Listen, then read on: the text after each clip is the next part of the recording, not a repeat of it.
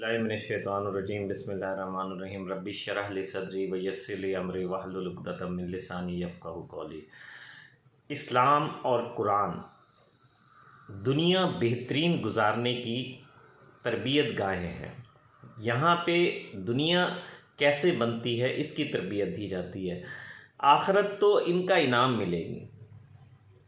आज हम डिस्कस करेंगे कि कलमा तैयबा कैसे दुनिया में कामयाबी की ज़मानत है।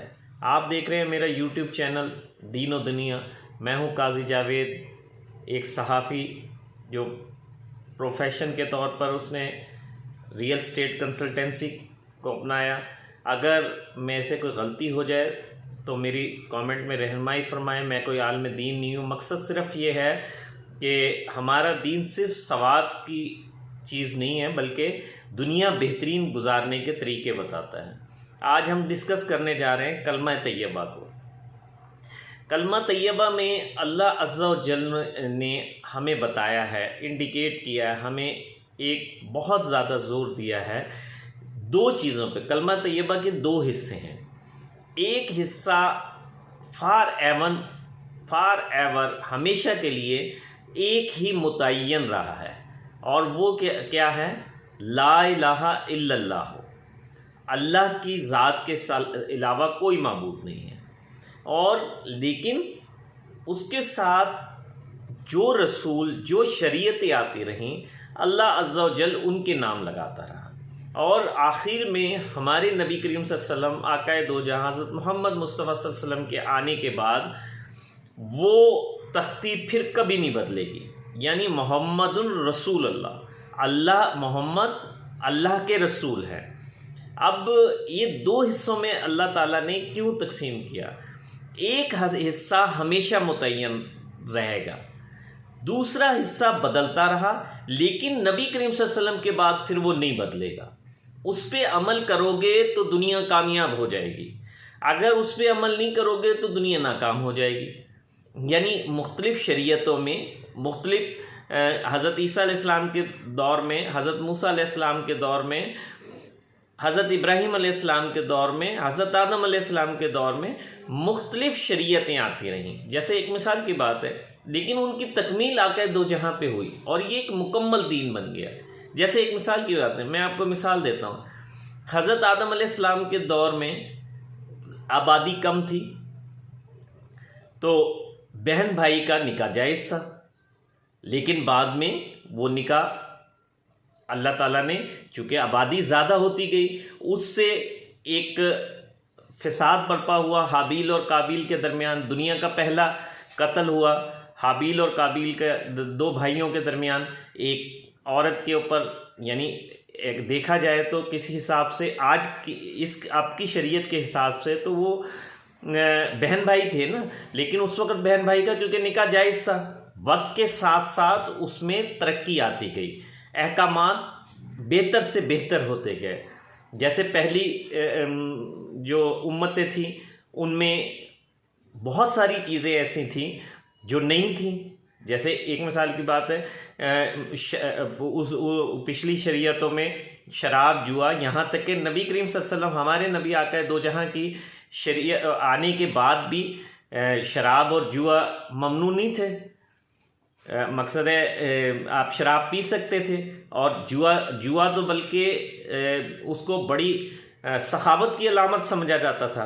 जो शख्स जुआ नहीं खेला करता था उसको कहते थे कि ये बड़ा बखील आदमी है, क्योंकि उसमें उस वक़्त जुआ जो होता था वो यानी सखावत का ज़रिया क्यों होता था? जो दो लोग जुआ खेला करते थे उससे जो माल व ज़र मिलता था इनाम के तौर पे, या जो जीतते थे वो गुरबा में तकसीम किया जाता था। उस वक़्त पासे के तीर जो बाद में अल्लाह ने मना कर दिए, फ़ज़ तो आम रकीब हल्स मुसल्लिल मौला मुनाफिस मनी सफ़ी वग़द, ये तीर होते थे, यानी इन पे ना निशाने लगाया करते थे, और जो जीत जाता था, वो जो माल जीतता था वो गरीबों में तकसीम किया करता था। तो इसको सखावत का ज़रिया समझा जाता था।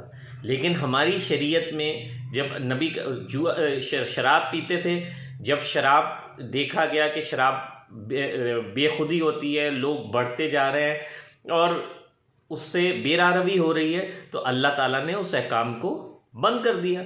आपने शराब की ममानियत फरमा दी तो एक वक्त यह आया कि मक्के की गलियां शराब से भर गई। यानी बतदरीज, ये बात नहीं है कि अल्लाह ताला को पहले ये कानून नहीं पता थे या ये पहले कानून भेज नहीं सकता था।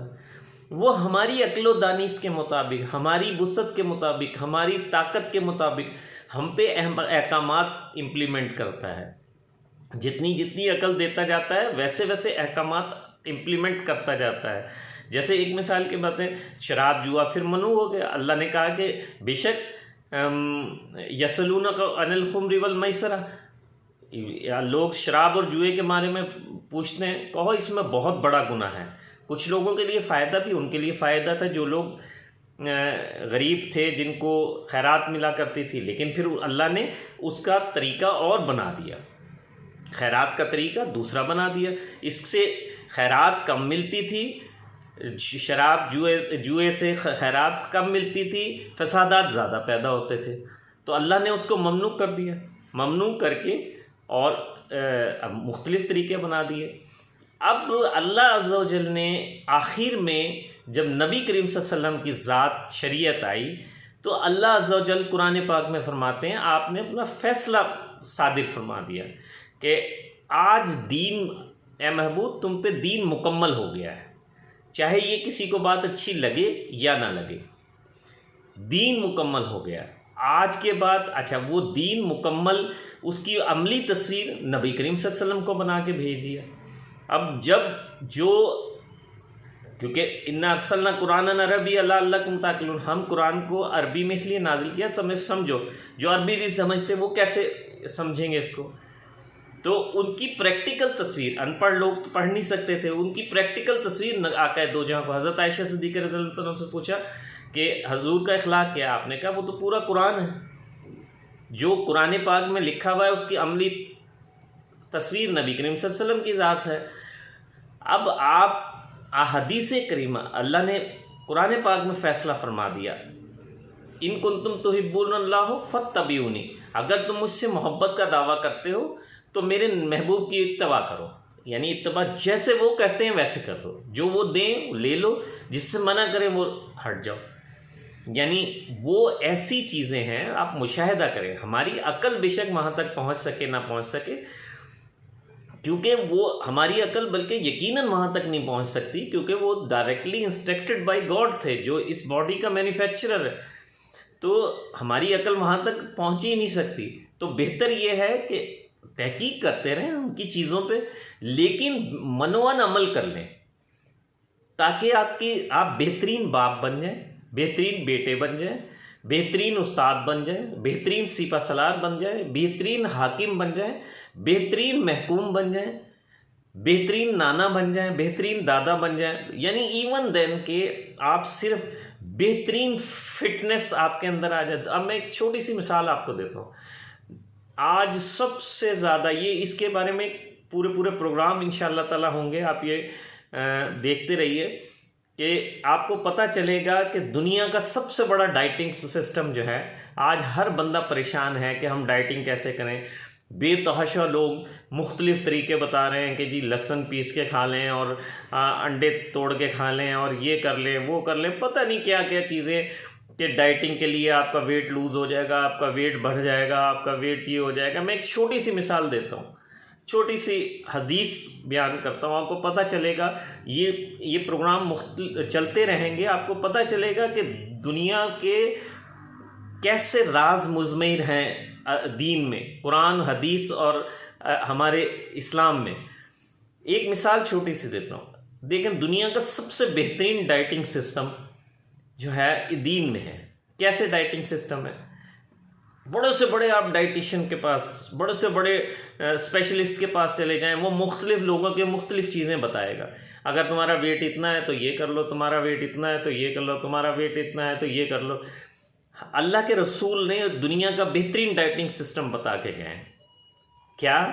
कि जब आपको भूख लगे तो खाना खाओ, और थोड़ी सी भूख रह जाए तो खाना छोड़ के उठ जाओ।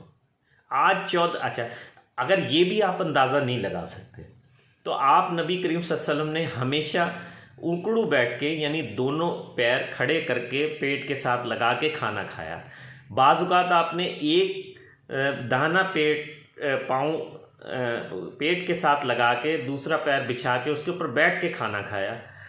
तो अब आप ये देखें, 1400 साल बाद तहकीक हुई है ये, कि जब आप एक पाँव उठा के पेट के साथ लगा के खाना खाएंगे सीधा, तो इस साइड पे उल्टे साइड का अपेंडिक्स होता है, अपेंडिक्स की नस होती है, अगर वो दबी रहेगी, और प्लस क्या होगा, आपका पेट का कुछ हिस्सा दबा रहेगा, आप पेट भर के खाना खा ही नहीं सकते।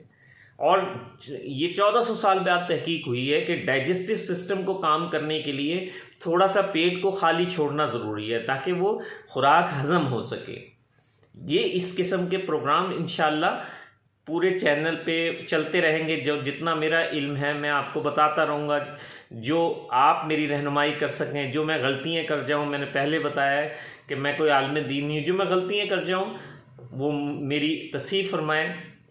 तो हम एक दूसरे से सीखते रहेंगे, हम सब एक दूसरे से सीखते रहेंगे और अपनी रहनुमाई करते रहेंगे। मिलते हैं एक और प्रोग्राम के साथ। अस्सलाम वालेकुम व रहमतुल्लाह।